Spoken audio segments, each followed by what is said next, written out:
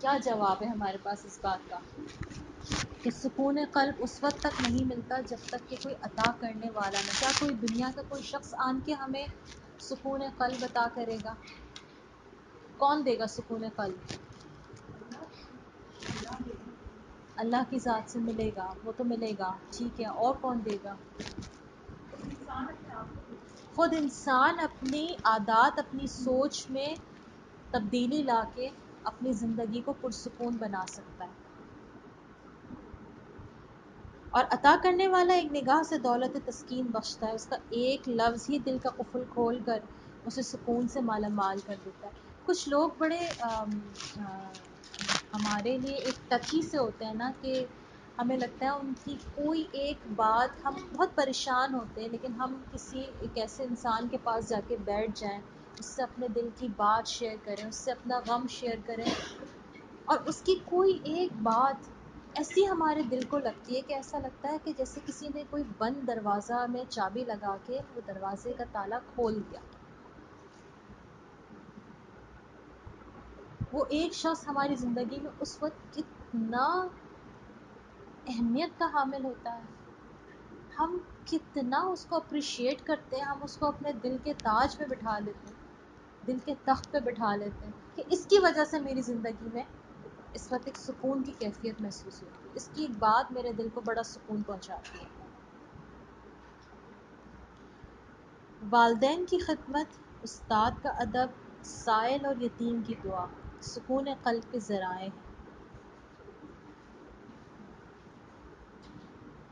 والدین کی خدمت، استاد کا ادب، سائل اور یتیم کی دعا سکون قلب کے ذرائع ہیں. اب یہ کون سی چیزیں ہیں؟ یہ وہ چیزیں ہیں جو آپ کے حقوق العباد سے متعلق رکھتی ہیں. یعنی جب ان حقوق العباد کو انسان پورا کرتا ہے تو اس کی زندگی میں ایک سکون کی کیفیت آتی ہے. یتیم کا مال کھانے والا 1000 یتیم خانے بنائے سکون نہیں پائے گا، اور پیٹ میں آگ ہو تو دل میں سکون کہاں. رزق صالح نہ ہو تو سکون قلب کا سوال ہی پیدا نہیں ہوتا. اب یہاں پر یہ وہ چیزیں بتائی جا رہی ہیں جو حقوق اللہ اور حقوق العباد دونوں سے متعلق ہیں. وہ کون سی چیزیں ہیں؟ یعنی والدین کی خدمت جو کہ ہم سب کر سکتے ہیں، استاد کا ادب جو کہ وہ بھی ہم سب کر سکتے ہیں، سائل اور یتیم کی دعا.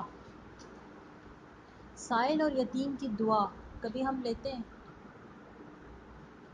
الحمدللہ وہ بھی ہم لیتے ہیں، کوشش کرتے ہیں کہ جب اللہ ہمیں موقع دے ہم اس دعا سے مستفید ہو جائیں. امانت میں خیانت کرنے والا سکون نہیں پا سکتا، اور فطرت سے حاصل ہونے والی پہلی امانت معصومیت ہے. یعنی اب آپ اس کو اگر ہم کیٹیگرائز کرتے جائیں تو اب امانت میں خیانت یہ بھی کیا ہو گیا؟ بندے کا بندے سے معاملہ ہو گیا. اچھا، امانت میں خیانت سے مراد صرف مال کی امانت میں خیانت نہیں ہے، کسی کی بھی بات میں بھی اگر آپ امانت میں خیانت کر لیتے ہیں تو بھی بندہ سکون نہیں پا سکتا. کبھی ایسا ہوا ہے کہ کوئی بات ہم نے نہ چاہتے ہوئے منہ سے نکل گئی ہو، اس کے بعد دل کی کیفیت کیا ہوتی ہے؟ ہم چاہتے نہیں تھے شیئر کرنا لیکن ہمارے منہ سے نکل گئی، جذبات میں نکل گئی، کیا فیلنگ آتی ہے؟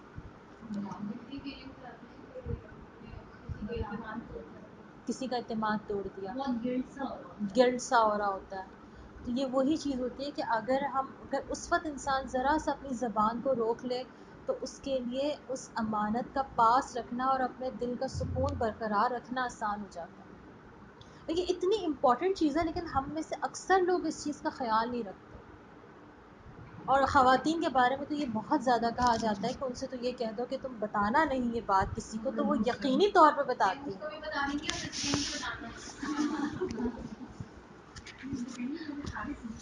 خالی تم کو بتایا ہے لیکن تم آگے کسی کو نہیں بتانا. تم نہ بتانا، اب میں تمہیں منع کر رہی ہوں تم کسی کو نہ بتانا. دوسروں سے، اور پھر جب وہ دوسرا نہیں کر پاتا تو ہم اس کو کوسے، جب ہمیں کہیں سے پتہ لگتا ہے کہ میں نے تم کو منع کیا تھا کہ تم آگے نہ بتانا کہ میرے پاس بھی یہ بات کسی کی امانت ہے، تو ہم ان کو کوسے، دیکھو وہ کیسی ہیں، میں نے تم کو منع کیا تھا لیکن انہوں نے پھر بھی میری بات کا پاس نہیں کیا، تو کیا میں نے پاس کیا تھا کسی کی بات کا؟ میں نے بھی تو نہیں کیا تھا۔ بات ہے نا، انسان کے اپنے لیے بات کچھ اور ہوتے ہیں، دوسرے کے لیے بات کچھ اور ہوتے ہیں۔ کتنا انسان خود غرض ہے، اپنے لیے وہ کچھ اور سوچتا ہے، دوسرے کے لیے کچھ اور سوچتا ہے۔ اور فطرت سے حاصل ہونے والی پہلی امانت معصومیت ہے۔ کسی کا اعتماد امانت ہے۔ اعتماد امانت ہے، کون اس کو بتائے گا؟ کسی نے آپ کے اوپر اعتماد کیا ہے، کسی نے آپ پر اعتماد کر کے مشورہ لیا ہے آپ سے، اب اس کا اعتماد آپ پہ امانت ہے کہ آپ اس کو صحیح مشورہ دیں۔ یہ اس کا پرابلم ہے ہمارے معاشرے میں، بہت بڑا کہ کہ ہمیں اگر کوئی ہم سے رائے لے تو ہمیں اس سے اس طرح رائے دینی چاہیے تو ہم اپنے لیے سوچیں، ہاں، ہمیں وہ رائے دینی چاہیے، یا لیکن ہم اس کو ایسے چالنے ٹولنے کو رائے دے دیں چاہے اس کا کچھ بھی انجام نہیں ہو۔ لیکن اگر آپ سے کوئی مشورہ کر رہے ہیں تو آپ کو فیئرلی اس کو جواب دینا چاہیے، نہیں تو پھر آپ اتنا ہو جائیں کہ پھر میں نہیں کروں، کسی اور سے پوچھوں۔ کسی اور سے پوچھ۔ لیکن ہم اچھا، یہ بھی بڑا مسئلہ ہے کہ ہم سے یہ نہیں کہا جاتا کہ مجھے یہ بات نہیں معلوم، میں تمہیں اس بات میں مشورہ نہیں دے بہت سکتی، عجیب لگتا ہے کہ پتہ نہیں کیا بات ہے، لیکن یہ کہنا بھی بہادری کی نشانی ہے کہ میں یہ کہہ دوں کہ اگر آپ میں سے کوئی مجھ سے یہ مشورہ کرے کہ کیا آپ مجھے اس بارے میں مشورہ دے سکتی ہیں، اور میں یہ کہوں کہ نہیں مجھے اس کے بارے میں کچھ نہیں پتا، آپ کسی اور سے، فلاں سے مشورہ کر لیں جو اس کے بارے میں آپ کو مجھ سے زیادہ بہتر مشورہ دے سکتا ہے۔ اب یہ بات کہتے ہوئے ہماری کیا یہ ناک لٹرلی یہاں پہ ہر شخص رک کے تھوڑی دیر کو سوچے کہ کہیں وہ کسی کا حق تو نہیں مار رہا، اگر اس کے دل میں چین نہیں ہے، سکون نہیں ہے، اس کی طبیعت میں کوئی بے قراری ہے، اس کو ڈپریشن ہوتا ہے، اس کے اندر کوئی ایسی کوئی خلش ہے جو اس کے دل میں پل رہی ہے، تو کہیں ایسا تو نہیں کہ ہم کہیں کسی کا حق تو نہیں مار رہے، ہم کہیں کسی کو پریشان تو نہیں کرتے۔ آج اگر آپ دیکھیں تو لٹرلی ہر شخص سکون کے لیے بھاگ رہا ہے، لیکن سکون پھر بھی نہیں ہے کسی کی زندگی میں۔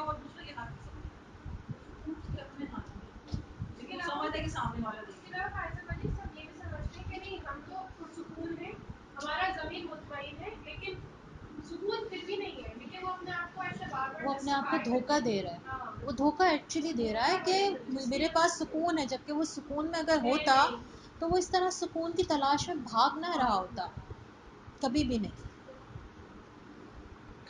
اور پھر یہی بات ہے کہ جب ہم کسی کا حق غصب کرتے ہیں تو کہتے ہیں نا کہ مکافات عمل ہے، زندگی کیا ہے؟ مکافات عمل، جو کرو گے جو بوگے وہ کاٹو گے۔ اور پھر اپنے محسن سے وفا کرنے کے لیے بھی کہا گیا ہے، یعنی آپ کسی کا احسان مانیں کہ اس نے آپ کے ساتھ احسان کیا ہے تو بھی آپ کو سکون قلب مل جائے گا اگر کسی کا احسان مانیں گے تو۔ ہمارے ملک میں اس شخص کو سکون قلب حرام ہے جس کو اسلام اور پاکستان سے محبت نہ ہو، اسی طرح اپنے اسلاف سے وابستہ رہنے سے سکون ملتا ہے، نہیں تو نہیں۔ آج اگر ہم ایک دوسرے کو معاف کر دیں اور ایک دوسرے سے معافی مانگ لیں تو ہمارا مستقبل سکون قلب کے خزانوں سے بھر جائے گا۔ کتنا مشکل ہے نا کسی کو معاف کرنا، اور ہم کیسے کہتے ہیں نا، نہیں میں اس کو معاف نہیں کر سکتی، میں اسے معاف نہیں کر سکتی۔ حالانکہ لٹرلی اگر رک کے سوچیں تو اس کو معاف کر کے مجھے کتنا سکون ملے گا، اس کو معاف کرنے کے بعد اس کو تو خلاصی ملے گی، اس سے پہلے مجھے خلاصی مل جائے گی۔ اور کیا میں نہیں چاہتی کہ جیسے اللہ مجھے معاف کر دے ایسے میں بھی کسی بندے کو معاف کر دوں؟ معافی تو صرف اللہ کی ذات سے ہے، لیکن اگر کسی نے میرے ساتھ زیادتی کی ہے تو میں اسے معاف کر دوں، اللہ مجھے معاف کر دے گا، وہ میرے گناہوں سے درگزر کرے گا۔ ایک ایکسرسائز ہم نے پہلے بھی کی تھی نا، معاف کرنے کی۔ کبھی رات کو بستر پہ لیٹ کے سوچتے ہیں کہ معاف کر دیں؟ وہ جو ایک حدیث کا ایک واقعہ آتا ہے نا بڑا مشہور، کہ ایک صحابی اللہ کے رسول کے پاس جب صحابی صبح کو جمع ہوئے تو اللہ کے رسول نے فرمایا کہ تم میں سے کل رات کو کس کس نے صدقہ کیا تھا، کیونکہ میں نے کل رات کو فرشتوں کو زمین سے آسمان کی طرف ثواب کو سمیٹ کے لے جاتے ہوئے دیکھا ہے۔ تو ایک صحابی نے اٹھ کے فرمایا کہ میں نے رات کو مجھے نیند نہیں آ رہی تھی، جب میں اٹھا اور میں نے گھر کے تمام برتن کھنگالے تو مجھے کچھ نظر نہیں آیا، تو مجھے سمجھ نہیں آیا کہ میں کیا چیز صدقہ کروں، تو میں نے میرے اوپر جس نے زیادتی کی تھی میں نے ان سب کو اللہ کی خاطر معاف کر دیا۔ تو اللہ کے رسول نے یہ فرمایا تھا اس کے بارے میں کہ تم نے جو معاف کر دیا تو تمہارے اس کا جو اجر ہے وہ ساری رات فرشتے زمین سے آسمان کی طرف لے کے جاتے رہے۔ تو معاف کرنے کا اتنا زیادہ اجر ہے، لیکن ہمیں معاف کرنا ہی بڑا مشکل لگتا ہے۔ اگر ہم ایک دوسرے سے معافی مانگ لیں تو ہمارا مستقبل سکون قلب کے خزانوں سے بھر جائے گا۔ مانگ سکتے ہیں معافی؟ بہت مشکل ہے۔ مشکل ہے، لیکن معاف تو کر سکتے ہیں نا، ناممکن نہیں ہے لیکن معاف تو کر سکتے ہیں۔ اور اگر معاف کر سکتے ہیں تو اگر آج کے بعد سوچ لیں کہ اگر میرے ہاتھ سے کسی سے کوئی زیادتی ہو جائے کسی کے حق میں تو میں اس کو ڈیلے نہ کروں، میں اس کے وقت ہاتھ کے ہاتھ اس سے معافی تلافی کروں، تاکہ کل کو میرے اعمال نامے میں وہ چیزیں جمع نہ ہو جائیں۔